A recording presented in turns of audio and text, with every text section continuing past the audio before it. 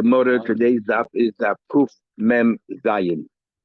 So we're learning about a Shchimra who before he dies, he gives away, distributes his entire estate. So on the one hand, we say that you don't even need a kinyan. Everything that he says if he passes away must happen, and it happens. On the other hand, if he recovers, he gets it all back because we assess his mind that definitely he only distributed because he thought he's not going to make it.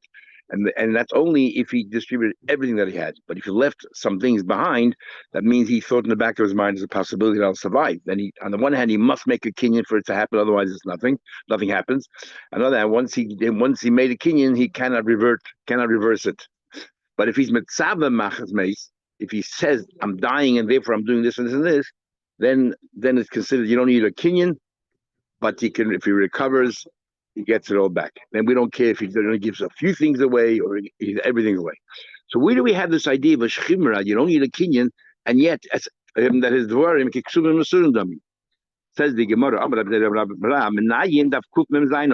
8 lines from the top of the page. How do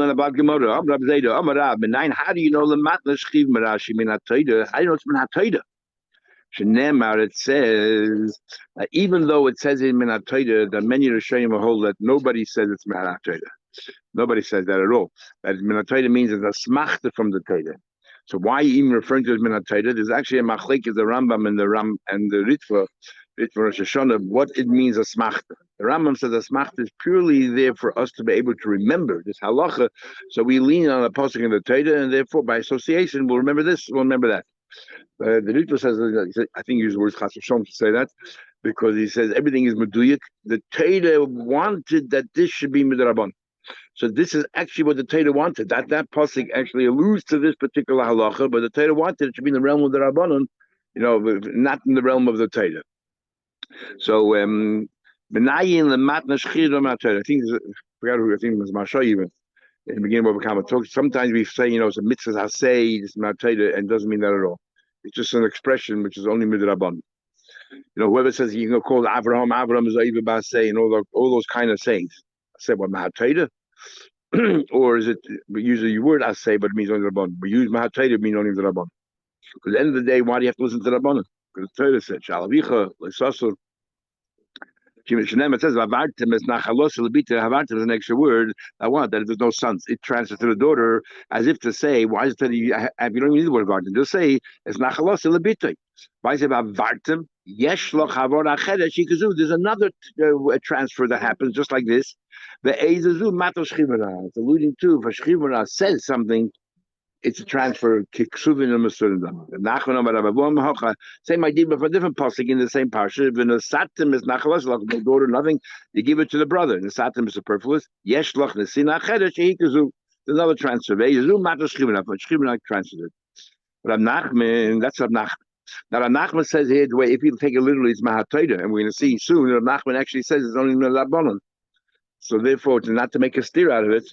We'll say that it's, but not everyone agrees with what I just said. Some people talk learn it's Mahatayda. Nachman and I can explain the conflict, the contradiction of Nachman. They say one is his own opinion and one is the opinion of his Rebbe.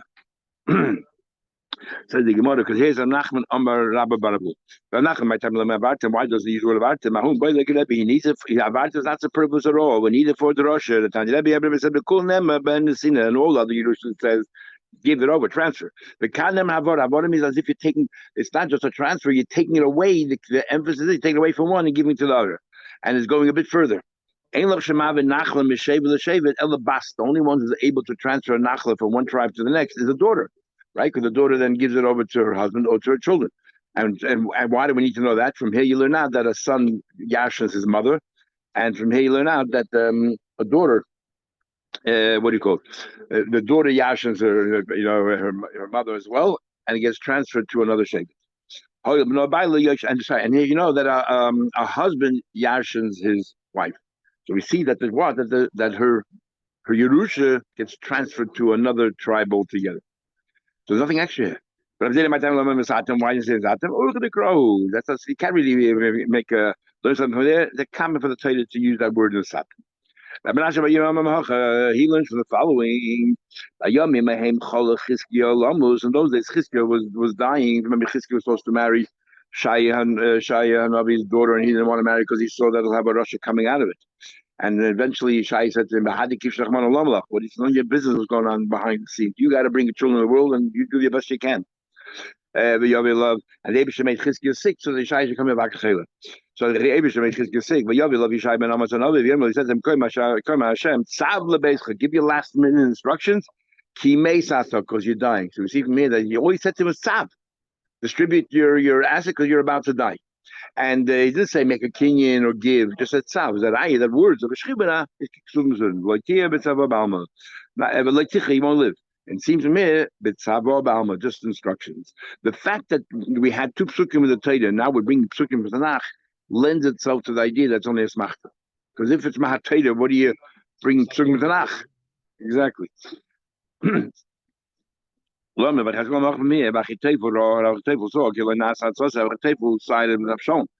then he told Avshalom, David Melech is weak, now is the best time to attack. David Melech went retreated, best time to attack, and Avshalom didn't listen to him.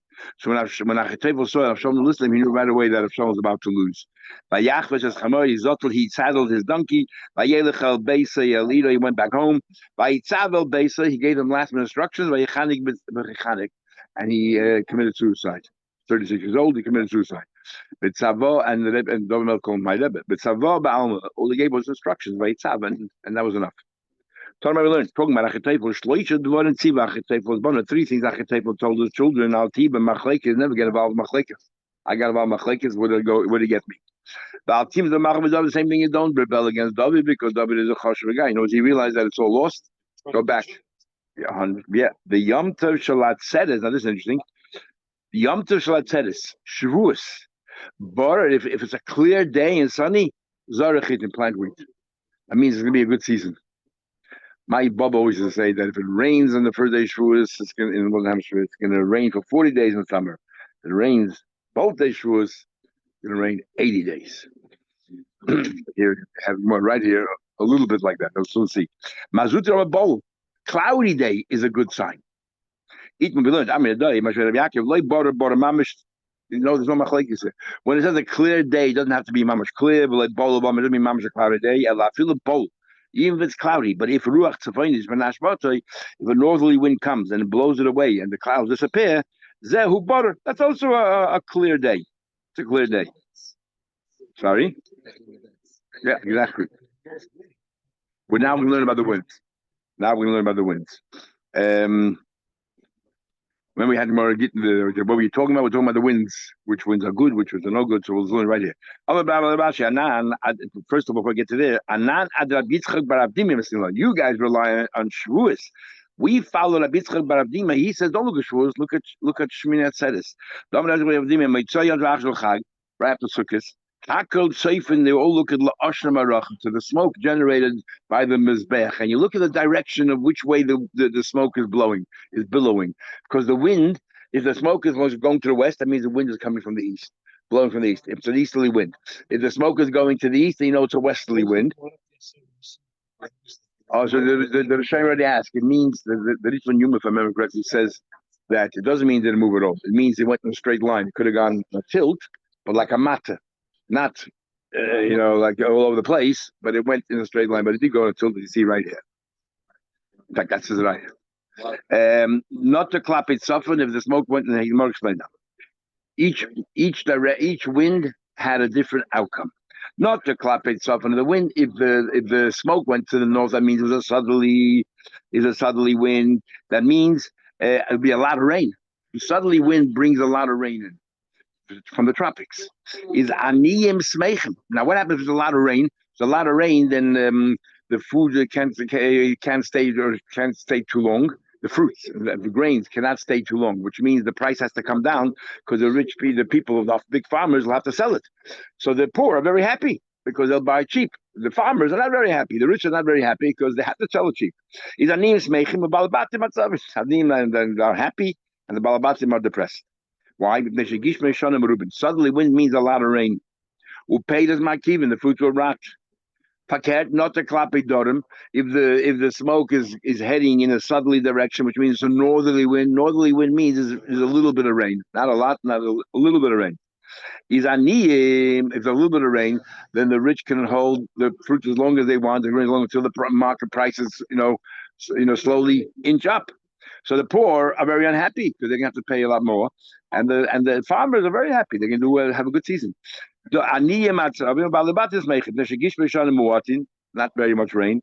Who paid us mishtamis. So it's very easy to maintain the freshness of these paydas. Not klape mizrach. We have a westerly wind. You have a westerly wind, which means it gives you a bit more rain. So you can't have it too long, but longer than just a short time. So everybody's happy. Hakos mechin. Then everybody's happy. Exactly. And so the fruits are not expensive. Everyone's happy. Klape maidiv. So that means that the westerly wind is a good wind. Klape maidiv. If the smoke is going to the west, which means it's an easterly wind, that means there'll be a total drought. And hakol, everybody's distressed. Why? Because there's no fruits. It's a drought. So you're telling me a westerly wind is excellent, and an easterly wind is terrible. But I mean, now that's a question we learned. Mizrachis la'olam yafa. The easterly wind is always good, and Maravis la'olam kasher. The westerly wind is always bad. Punkt verkehrt. And explains. Always bad. How do you explain that? And then it continues. Ruach tzvain is a northerly wind, which means a little bit of rain. Yafil lechitim b'shashim v'shlish. Once the wheat is already a third ready, they don't need so much rain anymore because it's already, almost ready. Because, but it's bad for olives b'shashi and when they're just starting to blossom because they need a lot of rain. That's not enough. Ruach duremis, which means there's a lot of rain. Kosher lechitim b'shashim v'shlish. It's bad for wheat that is a third ready because it doesn't really need much rain. I'm just going to wash it out. Although the yafel is 18 b'shashin. In other words, you never get it right. It's always everything has side effects. Every good thing has a little bit of side effects. Except we learned before hakol smeichin when you had a west wind. So how are you going to reconcile the two? If we want to remember which winds are good, shulchan, which is what the table, which is wheat. Grain is B'tzafet. He was on the north side. He's on the north side. So therefore, a northerly wind is good. Is good for it because it doesn't. No, northerly wind means very little rain. It doesn't need once it's ready. Grain. So sorry. And umenoida, that's olives is bedarim. There, it needs the southerly winds to bring the rain. High mabed high mabed. Each one is takes care of its own. So you want to like kasha. It's not a question at all. Hold on. Bnei Bavel doesn't need too much rain. And because Bnei Bavel doesn't need to rain, the easterly wind is perfect, the westerly wind is terrible. The westerly wind is perfect, the easterly wind is terrible. Because everything is so moist, it's very low-lying land, doesn't need too much rain. in Eretz Yisrael, they need a lot of rain. So in Eretz Yisrael, they need the wind to bring in all the extra rain. Yeah.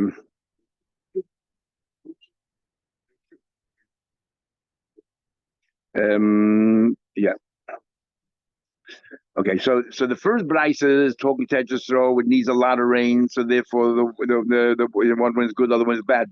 One wind brings a lot of rain, one wind doesn't bring rain. Those places that need a lot of rain, then that wind is good, and those places that don't need a lot of rain, when the one that brings in very little rain is better. So we have over here, Tanya, we learn a brisa. Abba shal oimer yom tov shal atzeres. That he said the Yom Tov of Atzeres is border Simen Yafel L'Chol Hashana Kula. He says that if you have a clear day on Shavuos is a good sign for the whole year. Now, before we had a machlekes if it's Shavuos or if it's Shmini Atzeres. The machlekes is Shavuos is Rosh Hashanah L'Peiros Eilam. Atzeres is Rosh Hashanah L'Kshamin. We sat in the same Shema Sharuach. So the rain is the catalyst, the outcome, or the bracha is the fruits. So which is the main day that you have to be mispal for the fruits? The day of the Rishon Lepeiros Eilan, or is it the day of when we talk about rain? Which is the most important day that you have to daven for? And that these are the simonim we have. Which is the most important day for the simonim? Is it Shavuos, or is it what do you call it? The Shmini Atzeres. Then comes along Rosh and says, "Hay Yom HaKama," the first day of the year, the Reish Hashanah. beginning of the year, Rosh Hashanah. If it's a warm day, you're gonna have a nice warm year. And the Ikadid, and the first Rosh Hashanah is cold, then Kulish Shasa Kadida. One of my rabbis is a taich. Can't remember who it was. If Rosh Hashanah you're warm and you daven with Daf Zayin, then you know a whole year you'll be with Daf Zayin, you'll daven properly and learn. But for Rosh Hashanah itself, it's like Noga, but like Paga, you're kalt and nefesh, it didn't affect you at all. And what hopefully you have the rest of the year. You'll be cold the whole year. So what do we need to know all this? Why do we need to know? Okay, the rain we need to know when to plant and work it all out. But why do we need to know about the further Hashanah will be warm or cold? So you know what we need to know for? The philosophy Kohen Gadol. The Kohen Gadol goes in and davens. What should he daven for? Should he daven for that, is the consequences of a hot year, or should he daven for the consequences of a cold year? If it could be a hot year, he daven it shouldn't be too hot. If it's cold year, daven should be too cold. So you need to know what to daven for.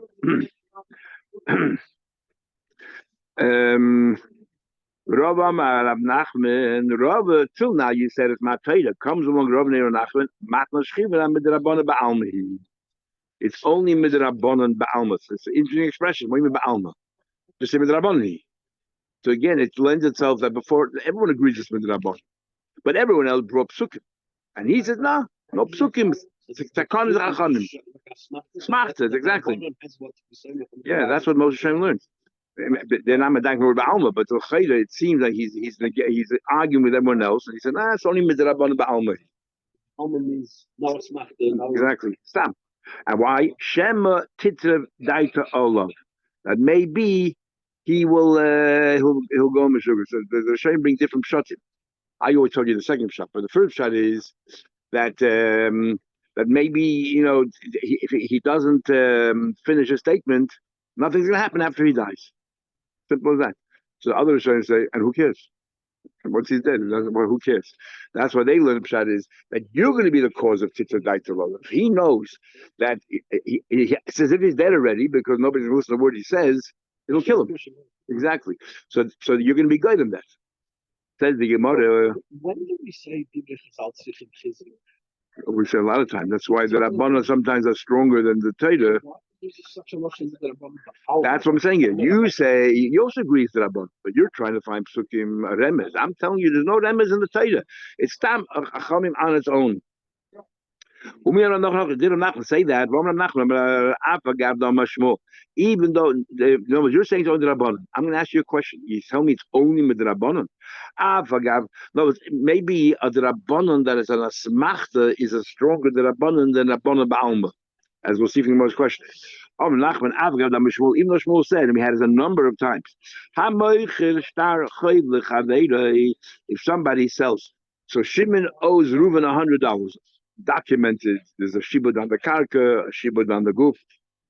Reuben turns around and sells this loan to Levi for 80 cents a dollar. He's desperate for money. I can't wait for the due date, which is another 6 months. I need cash now.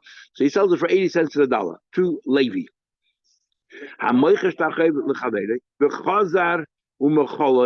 then Reuben turned around to Shimon and he had Rachmanas to Shimon. He said, no, you don't owe the money. Machul. Even though he sold his Tachayv to Levi, it's Machul. What's the problem? First of all, what's the logic in that? The logic in that is two opinions. One opinion in the Rishonim, but one opinion in the Rishonim is not here, but in Ksuvos. One opinion in the Rishonim is that it's mechidish tachayiv rabban. That ma'atayla you can't sell. It's not something tangible here. So ma'atayla you can't sell it. So it's only midrabanan. If it's only midrabanan, but ma'atayla Shimon still owes the money to Reuben. So Reuben give him Michael. Once the Torah says Shimon, you don't owe the money to Reuben anymore. Levi had to pay the paper. So everything falls off. That's one version of the Rishonim. The other version of the Rishonim is that no, there's Shibud Haguf and there's Shibud Nechasim. Now, when Shimon borrowed $100 from Reuben, he owed personally $100 to Reuben. There's a Shibud on the Chul, but Priya Balchayv Mitzvah, there's a Shibud on the person. And then there's also a Shibud, the Shtar makes a Shibud on the properties, on the assets. What can Reuben sell? Only something which has mamashus. The shibud haguf is not tangible. How can you sell that? It's a metaphysical thing. It's a ruchzic thing. You can't sell it. But the shibud nechasim, even though it's also a bit not so tangible, but there's a piece of paper that talks about it. So because there's a piece of paper that talks about it, and I'm selling you that piece of paper, the shibud goes along with it. Befrat, if you're right, kni l'cha v'kol shibudim. So therefore, you can sell the shibud aguf. Sorry, you can sell the shibud chasim, not shibud aguf. Why is there a shibud nechasim? Because there's a shibud on the goof. Because the guy owes money, therefore there's a shibud on the chasim. But since I never sold the shibud aguf, I can be moichel the shibud aguf. So Reuben says the shibud, the shibud you have on your person that you owe me $100, I'm moichel. And the moment you take away the shibud, the cause, which is the shibud aguf, there's nothing left in the shibud the chasim. So what's shibud what? So that's the other husband. And this is in the Yeh, we'll see in a minute more. Yet, so what's bothering Nach? What's bothering the money? But then he continues. So Shmuel said that if Reuben passes away and Reuben's Yorshim step in, they also can be Michael Shimon because they broke out of the. However, Moide Shmuel, she must be matnash chivera. If Reuben, who Shimon owes money to Reuben, and Reuben now gave it to Levi as a matnash chivera, then he can no longer be Michael. Now, why can't he be Michael? What's the difference? We'll see in a minute. If you tell me that a matnas chivera as it makes sense now. So the hatoyde, the chayiv transferred from Reuben to Levi. So Reuben on the picture. Eliyamid the Rabbanan. If you tell me the chak was on Rabbanan, so why can't Reuben be Michael like any other loan? What's the difference of matnas chivera if he sells it? It's paid initial trader, and my answer is initial trader, but no shulkishal trader. Along the lines of what you said before, that the Chachamim decided that even though Ma'at trader nothing happened here, but now that we made this takana, like teach of Daitai, we gave it the impetus and the strength of a din of the trader. So therefore, once you gave it to Levi, you can no longer sell it.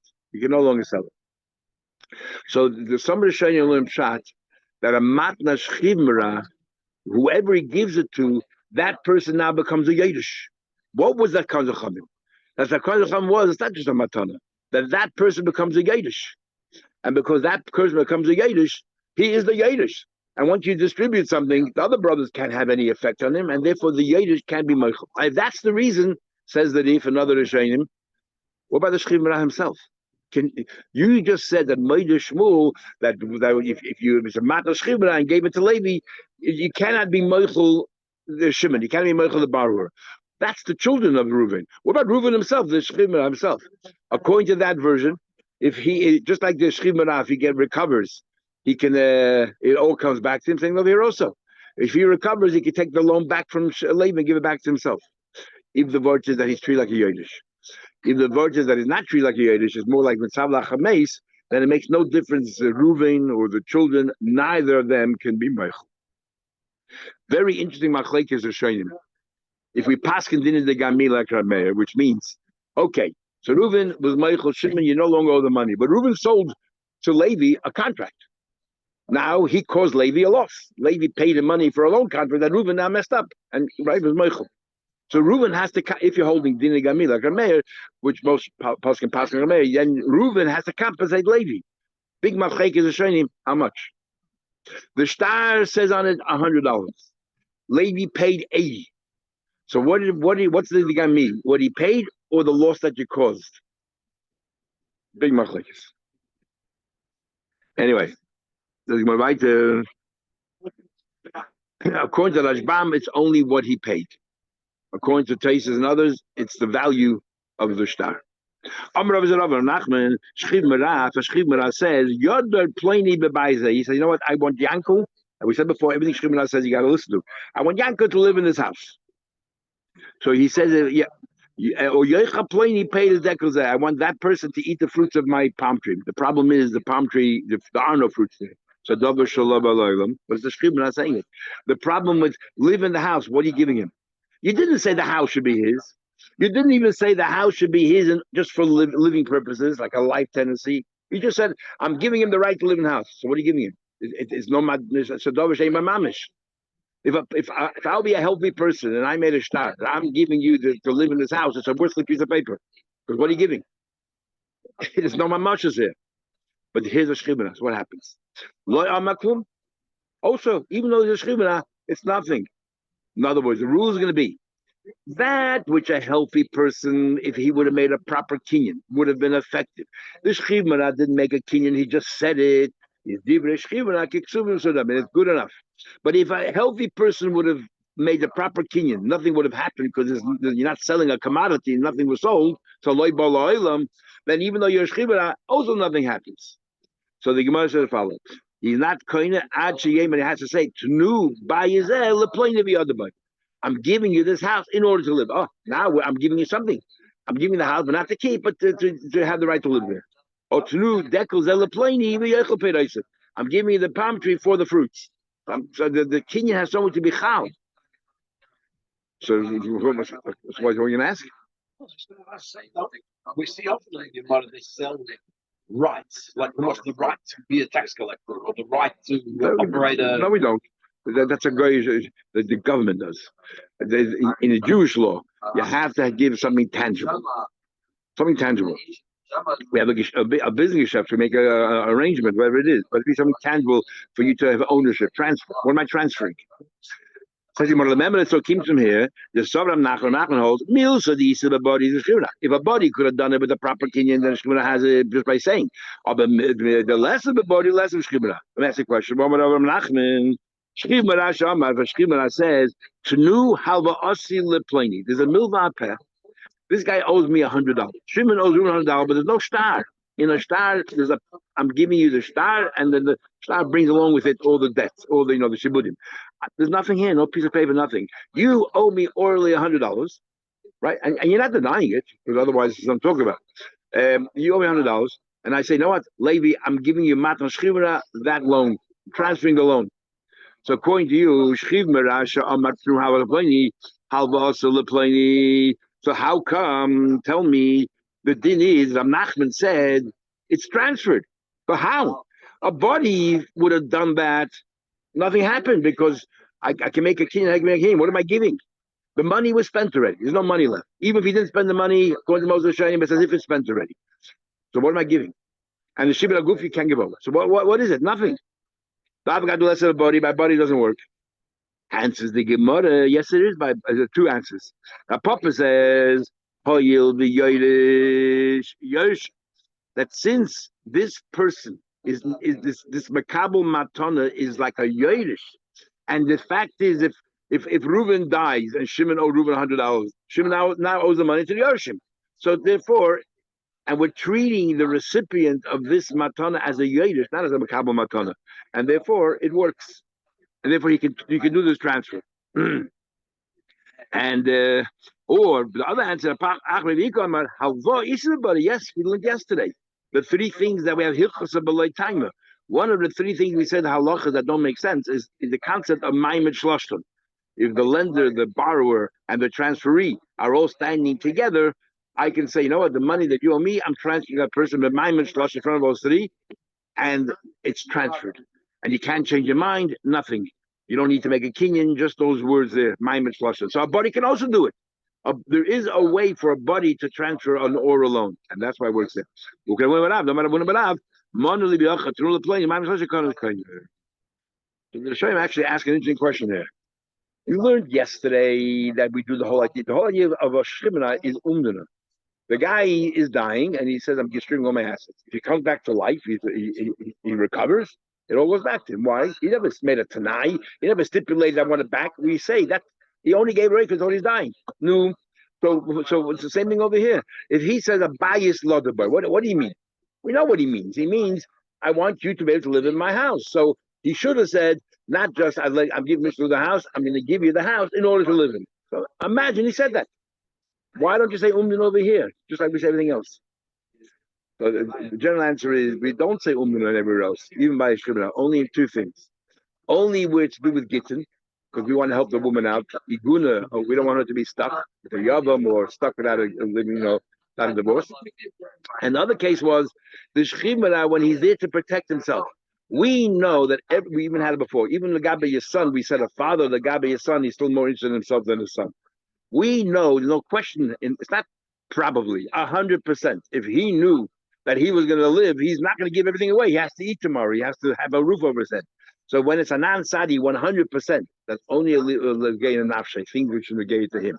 The moment it's other to give away to other people, it's only probably. Even 99%, he wanted the house, but 99% is not good enough. We need 100%. So that's okay. We'll continue tomorrow, Mitzvah Hashem.